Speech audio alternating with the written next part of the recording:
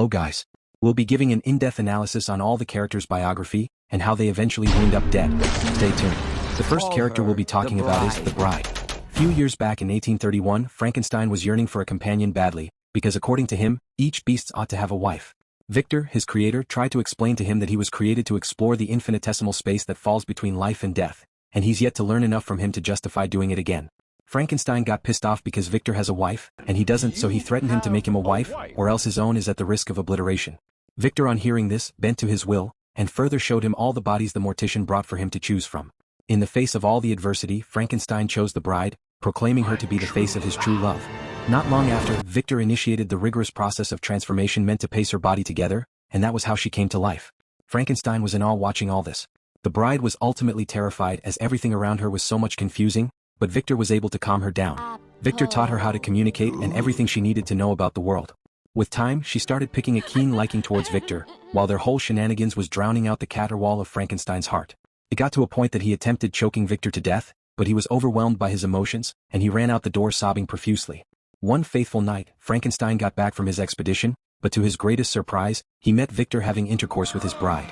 Out of immense anger and excruciating pain, Frankenstein murdered Victor in the most horrendous way possible. And from there onwards, the bride bore an unwavering hate for Frankenstein.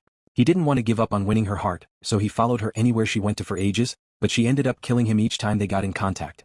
Few years later, she found herself in a special prison for non-humans, and that was when she was recruited to be part of a special force led by Rick Flag. Their sole mission was to apprehend a prolific terrorist by the name of Circe.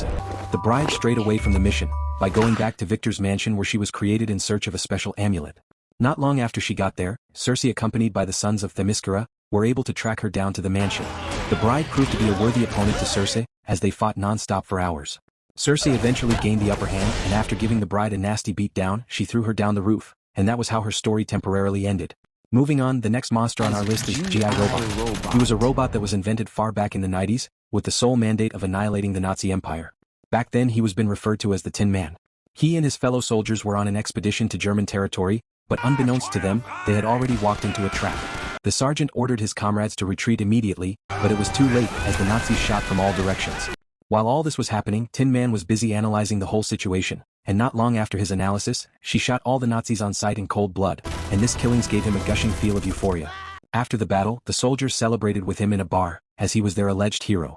Due to his diligent service to the United States, he was bestowed with a very prestigious honor, in presence of thousands of civilians. While the event was ongoing, Tin Man was busy getting a head count of the whole crowd, and it was then his creators figured he seems to have some kind of vague self-awareness. On discovering this, they retired him from stage, but willed it to Dr. Magnus for further studies.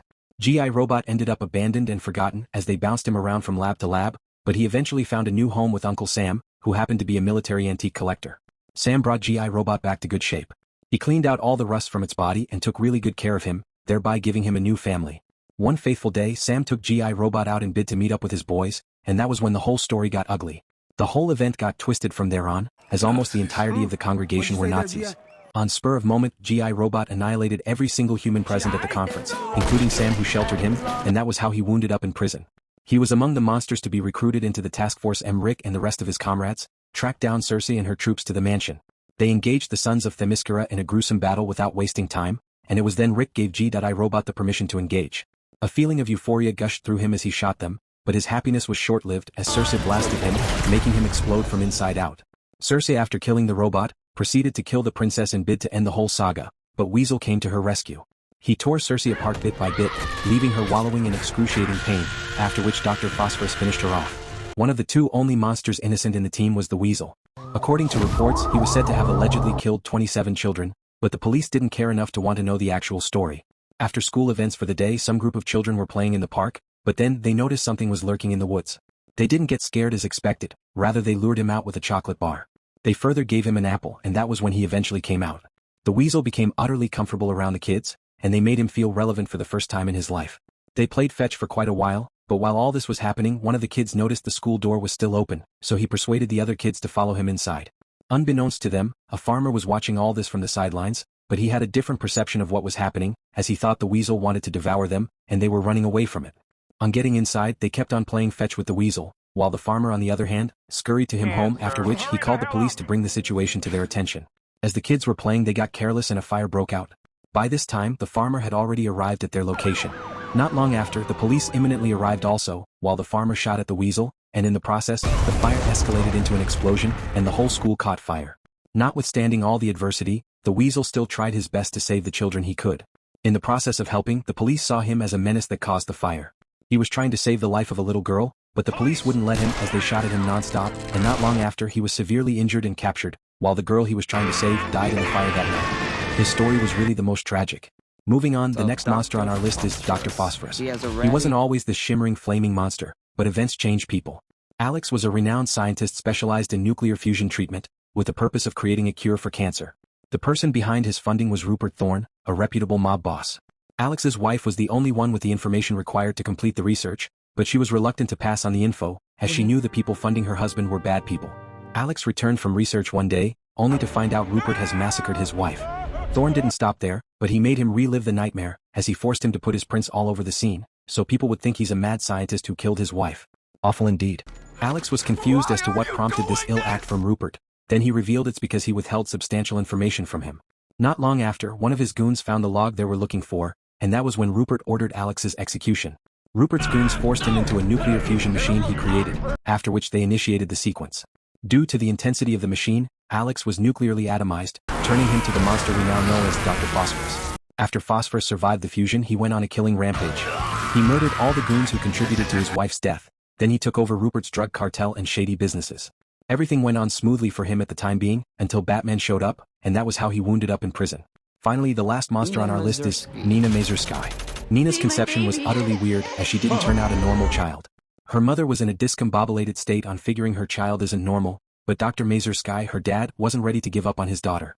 He unearthed she couldn't breathe like a normal human being, so he built a special system that regulates her breathing.